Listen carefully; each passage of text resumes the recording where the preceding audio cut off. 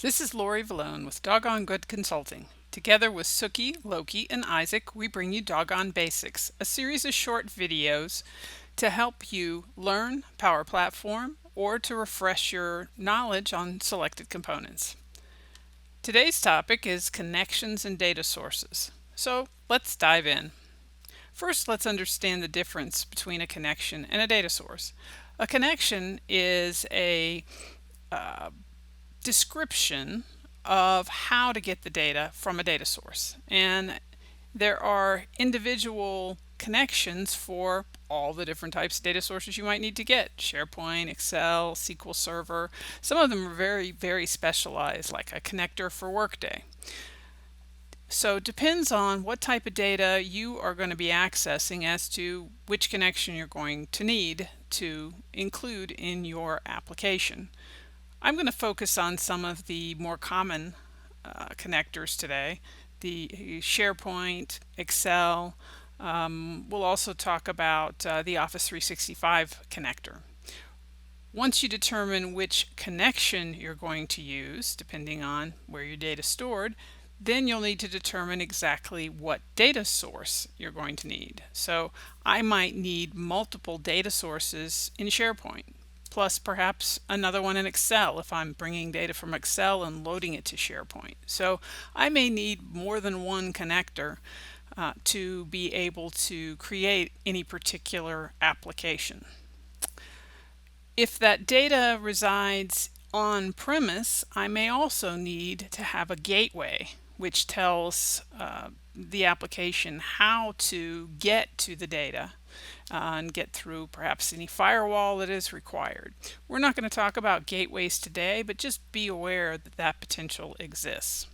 So let's look at three different connectors today to kind of illustrate how this works. To get to data sources and connections, you can go one of two ways. You can use View Data Sources, or you can use the data source icon here on the left menu. This is a recent addition. If you are working with an older application that was created perhaps previously and you are making updates to it, you may not have this icon here. It does not seem to go back and add it to an existing application.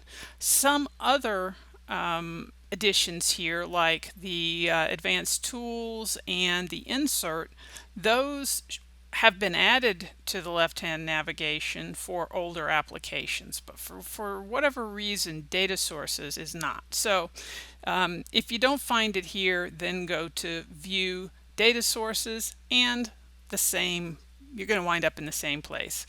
In an older legacy application, it may come up over here on the other side of the screen as a more of a free-floating panel, but the functionality is the same. So if you've already added any data sources, they will appear at the top. If you have not added any yet, then you need to determine, am I adding something from CDS or do I need another connector? In this case, I'm not going to touch on CDS other than to say I can simply click on one that I want to add. If I wanted to add the accounts, click on it, and it will bring it up here to this top section to say that it is in my app. In this case, I don't need CDS, so I can simply remove it. Let's come down instead to this connector section, and we can expand it to see the most common connections automatically appear for you at the top of the list. And we're actually going to focus on a couple of these. If we need to see more, we can click on See All Connectors. Let's start with the Office 365 users. This is a very common connection that allows you to be able to get information about a user. If I click on Office 365 users, then I can simply click here to add the connection, and it's going to show up here in my app. Office 365 users is basically an action-based data connection, and I don't have to specify a data source. It is the data source for me in this case. There isn't anything further for me to specify. So that's all that's required to add the ability to get information about a user.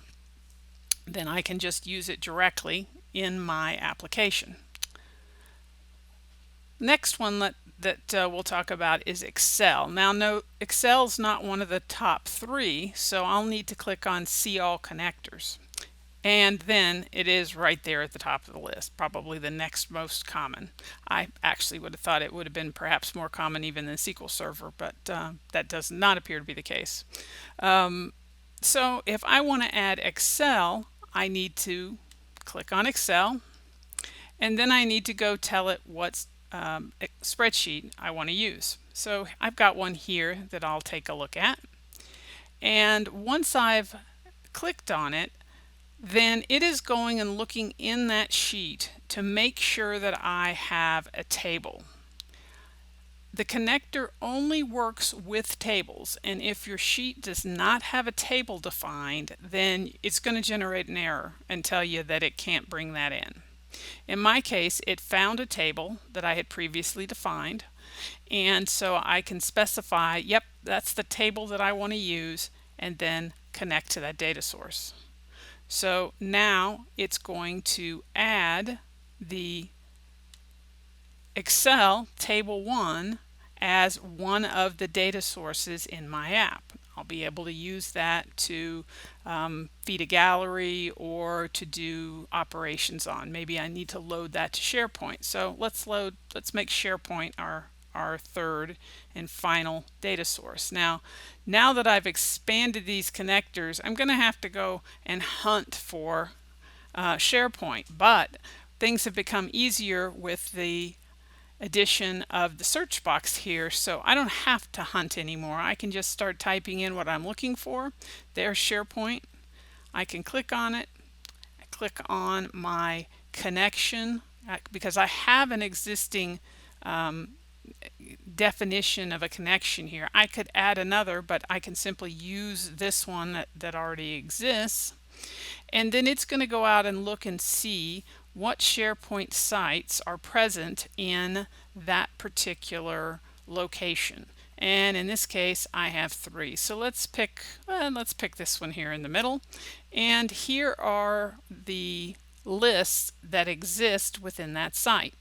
And if I want to bring in, let's take prep category and prep item. Well, let's just take prep category for now, and we'll connect it to that.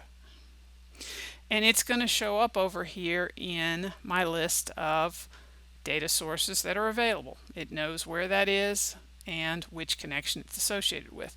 Now, let's say I needed to go back and I need to add an additional list. I can simply come down here, click on my connector, choose that same connection. It's going to bring up my list of possible sites. I go back to that same site, and now I can select another list, add it, and now it will also appear here in my list of data sources. I can do that as many times as necessary. I can span multiple sites, whatever is required to get all of the data necessary to power my app.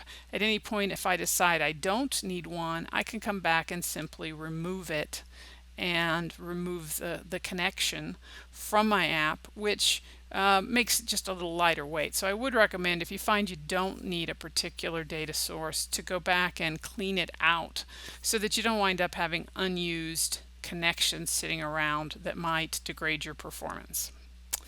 That is a basic overview of connections and data sources. We'll dive into these deeper as we start using them within our application, and we'll start doing that here very shortly in our next episode. I hope you'll come back and join us.